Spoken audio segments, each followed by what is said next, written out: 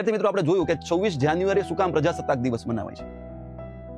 આ ઉપરાંત મારે તમને યાદ કરાવવો છે જવાહરલાલ નહેરુનો ઉદ્દેશ પ્રસ્તાવ. આ 24 જાન્યુઆરીનો દિવસ આવે છે તો એ દિવસે મારે તમને એ દિવસ નિમિત્તે મારે તમને વિશ્વ શાંતિ માટેનો એક પ્રયાસ જે આપણે થયેલો છે, જે એજન્ડા છે, યાદ કરાવવો છે. ઉદ્દેશ પ્રસ્તાવ જવાહરલાલ નહેરુએ જે રજૂ કર્યો અને પસાર થયો 1946-47 ની વાત છે. એમાં જે 8મો અનુચ્છેદ છે યાદ કરો. આપણે શું કીધું કે ભારત છે, 8મા અનુચ્છેદની અંદર કીધું હતું કે અતિ પ્રાચીન ભૂમિ એવા ભારતને વિશ્વમાં તેનું સ્થાન અપાવવામાં આવશે. આ ઉપરાંત વિશ્વને જ્યારે જ્યારે પણ જરૂર હશે ત્યારે ત્યારે ભારત સશક્ત રીતે વિશ્વ સાથે ઊભું રહેશે.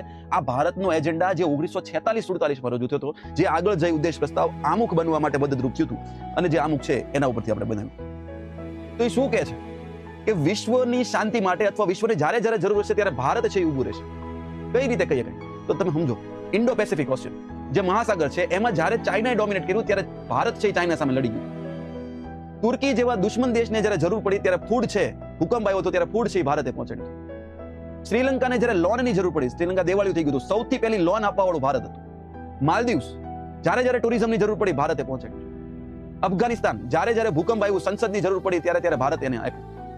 તમે કોઈ પણ દેશ જોઈ લો, નેપાળ જોઈ લો, ભૂટાન જોઈ લો, જ્યારે જ્યારે કોઈ પણ દેશને જરૂર પડી છે ત્યારે ત્યારે ભારત ઊભું.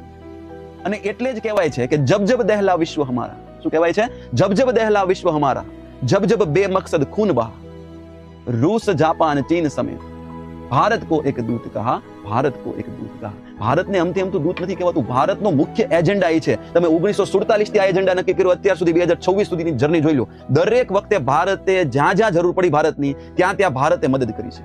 એટલે ભારતને દૂત કીધું છે. શું કીધું છે? એટલે ભારતને દૂત કીધું છે. તો આ 24 જાન્યુઆરીનો દિવસ આવે છે ત્યારે આ વસ્તુ આપણે યાદ કરવી જરૂરી બને. તો વિદ્યાર્થી મિત્રો આગળ વધીએ તો